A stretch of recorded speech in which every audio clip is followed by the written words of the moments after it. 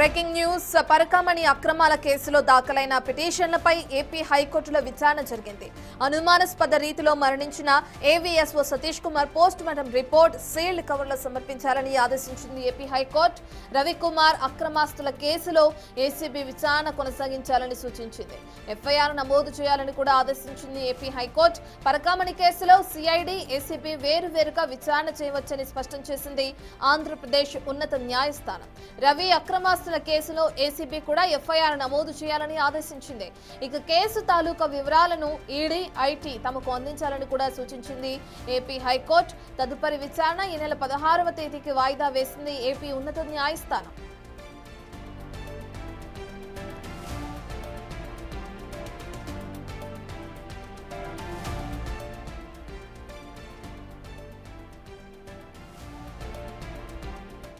పూర్తి డీటెయిల్స్ అందించడానికి మా ప్రతినిధి శివ అందుబాటులో ఉన్నారు. శివ, మనం చూస్తున్నాం టీటీడీలోని పరకామణి అక్రమ కేసులో ఏదైతే పిటిషన్లు దాఖలైనాయో వాటికి సంబంధించి ఏపీ హైకోర్టులో విచారణ జరిగింది కదా. విచారణకు సంబంధించిన డీటెయిల్స్ ఏ విధంగా ఉన్నాయి శివ? మొత్తం మీద చూసుకుంటే తిరుమల పరకామణి కేసులో ఏపీ హైకోర్టు కీలక ఆదేశాలు జారీ చేసింది. చోరీ కేసులో ఎల్వీఆర్ నమోదు చేసిన చట్ట ప్రకారం చర్యలు తీసుకునేందుకు సిఐడి, ఏసీబీ, డీజీలకు హైకోర్టు పూర్తి స్థాయిలో వెసులుబాటు ఇచ్చింది. చోరీ కేసులో లోక్ అదాలత్ రాజీ వ్యవహారంతో పాటు నిందితుడు రవికుమార్ ఆస్తులపై దర్యాప్తుకు సిఐడి, ఏసీబీ అధికారులకి వేరువేరుగా ఎఫ్ఐఆర్ నమోదు చేసేందుకు ఆదేశాలు జారీ చేశారు.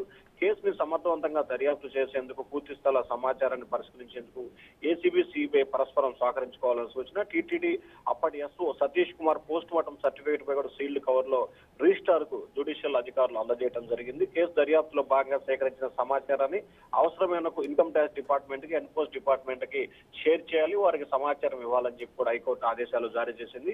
సిఐడి, ఏసీబీ, డీజీలు దాఖలు చేసిన నివేదికలను పరిశీలించిన అనంతరం ఉత్తర్వులు జారీ చేసింది. దీనికి సంబంధించి వేరువేరుగా 2 అంశాలకు సంబంధించి కూడా ఒకే విడతగా కూడా ఏపీ హైకోర్టు ఉత్తర్వులు విడుదల చేసింది. అయితే తదుపరి విచారణకు సంబంధించి కూడా 16వ తేదీకి వాయిదా వేస్తూ ఏపీ హైకోర్టు ఉత్తర్వులు జారీ చేసింది. రత్న శివ, ప్రధానంగా చూసుకుంటే రవి అక్రమాస్తుల కేసులో ఏసీబీ సైతం విచారణ చేయొచ్చు అంటూ కూడా ఏ విధంగా అయితే ప్రత్యేకంగా ఎఫ్ఐఆర్ నమోదు చేయొచ్చు అంటూ కూడా హైకోర్టు తెలపడం చూస్తున్నాం. అండ్ దీంతో పాటు సతీష్ కుమార్ ఎవరైతే మరణించారో ఆయనకి సంబంధించిన పోస్ట్ మార్టం సీల్డ్ కవర్లో అందచేయాలంటూ కూడా తెలియచేయడం చూస్తున్నాం. ఈ 2 విషయాల గురించి చూస్తే ఎఫ్ఐఆర్ నమోదు చేయాలన్నప్పుడు మరి కొత్తగా ఎఫ్ఐఆర్ నమోదు అయ్యే అవకాశం ఉందనుకోవచ్చా? సీల్డ్ కవర్లో పోస్ట్ మార్టం రిపోర్ట్ అందిన తర్వాత మరి దానికి సంబంధించిన విచారణ ఏ విధంగా కొనసాగే అవకాశం ఉందనుకోవచ్చు? ఏదైతే ప్రభుత్వానికి సంబంధించిన ఆస్తులకి అవినీతికి పాల్పడ్డా, అక్రమాలకు పాల్పడ్డా కూడా ఏసీబీ కేసు నమోదు చేస్తోంది.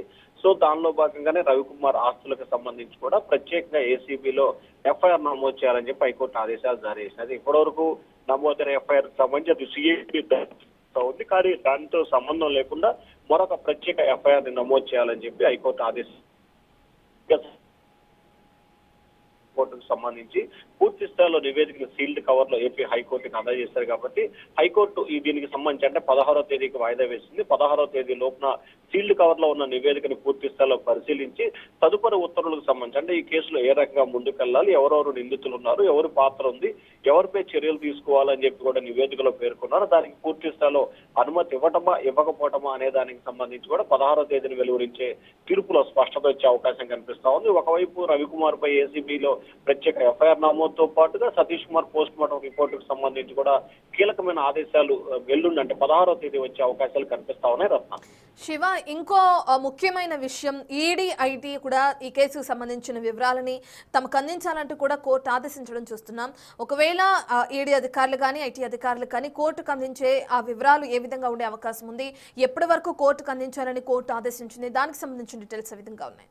ప్రధానంగా పూర్తి స్థాయికి సంబంధించి కూడా ఈడీకి సంబంధించి కావచ్చు, ఏసీబీకి సంబంధించి కావచ్చు, అలాగే సిఐడికి సంబంధించి కావచ్చు, ప్రత్యేకంగా కూడా గరిష్టంగా ఇంత కాలంలో అనుమతి అందజేయాలి అనే ఎక్కడ కూడా లేని పరిస్థితి కనిపించింది. కానీ పూర్తి స్థాయిలో నివేదికని పరిశీలించి విచారణ చేపట్టిన తర్వాతనే ఇప్పటికే ప్రాథమికంగా కూడా 2 సార్లు రిపోర్ట్ అని కూడా సప్లిమెంటరీ ఛార్జ్ షీట్ ఒకటి, మరొకటి నివేదికని 2 నివేదికలను కూడా ఏసీబీ, సిఐడి అధికారులు హైకోర్టుకు సమర్పించారు.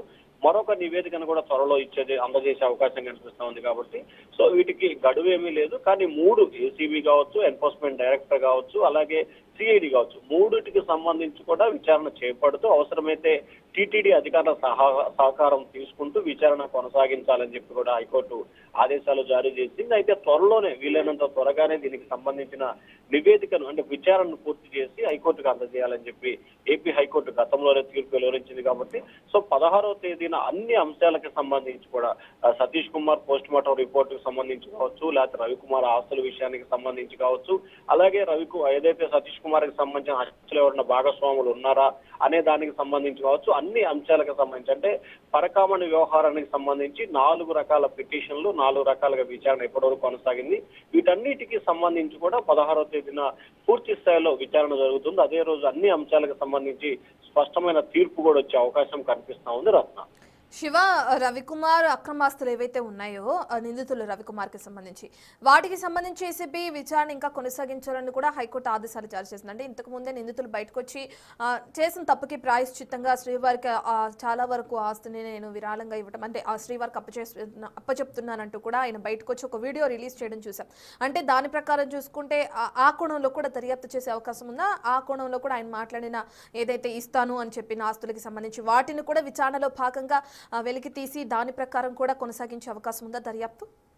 అంటే ఖచ్చితంగా ఇప్పటికే రవికుమార్ వ్యవహారానికి సంబంధించి ఆయన ఆస్తులకు సంబంధించి కూడా సమగ్రంగా వాళ్ళు ఇప్పటికే సిఐడి అధికారులు విచారణ చేపట్టారు, ఏసీబీ అధికారులు కూడా విచారణ చేపట్టారు. తాజాగా ఏసీబీ కేసు నమోదు చేసిన తర్వాత ఇంకా లోతుగా దర్యాప్తు చేసే అవకాశం కనిపిస్తా ఉంది. అసలు రవికుమార్ ఆస్తులు ఎక్కడెక్కడ ఉన్నాయి, ఆయన బంధువులకు సంబంధించిన ఆస్తులని బదలాయించారా, లేకపోతే ఆయన బంధువులు సన్నిహితులు స్నేహితులు వ్యాపార కార్యకలాపాలు ఏమైనా కొనసాగించారా, ఒకవేళ కొనసాగించినట్లయితే టీటీడీ డబ్బులకు సంబంధించి ఏమైనా వినియోగించినట్లు ఆధారాలు ఉన్నాయి. ఇటు అనేక అంశాలకు సంబంధించి కూడా ఏసీబీ అధికారులు లోతుగా విచారణ చేపడతారు. విచారణ చేపట్టిన తర్వాత తుది నివేదికను హైకోర్టుకు సమర్పిస్తారు. మరొక వైపు ఏపీ హైకోర్టులో విచారణ జరుగుతున్న నేపథ్యంలో కూడా రవికుమార్ కి సంబంధించి కూడా లోతుగా దర్యాప్తు చేయాలనేది కదా ఖచ్చితంగా కూడా టీటీడీ ఆదేశం కావచ్చు, లేదా టీటీడీ తరఫున న్యాయవాదులు వాదనలను వినిపించారు. ఇప్పటివరకు ఆయన ఆస్తుల్ని ఏదైతే టీటీడీకి సంబంధించి రాయించుకున్నారో అవి కాకుండా ఇంకా ఆయన చాలా ఆస్తులని పూర్తి స్థాయిలో టీటీడీ నిధులు దుర్వినియోగం చేశాడు అనేది ఆయనపై ఆరోపణలు ఉన్నాయి కాబట్టి ఇంకా లోతుగా దర్యాప్తు చేసే అవకాశాలు అయితే కనిపిస్తా ఉన్నాయి Ratna. Right, thank you Siva. ఇక పరకామణి అక్రమ కేసులో దాఖలైన పిటిషన్ని ఏపీ హైకోర్టులో విచారణ జరగడం జరిగింది. దీంతో పాటు అనుమానాస్పదంగా చనిపోయిన AVSO Satish Kumar post mortem report ని కూడా సీల్డ్ కవర్ లో సమర్పించాలని ఏపీ హైకోర్టు ఆదేశించడం జరిగింది. ఓవరాల్ గా చూసుకుంటే 16వ తేదీకి ఏదైతే ఏపీ న్యాయస్థానం ఉందో 16వ తారీఖు దీన్ని వాయిదా వేసినట్లుగా కూడా మనకి సమాచారం ఉంది.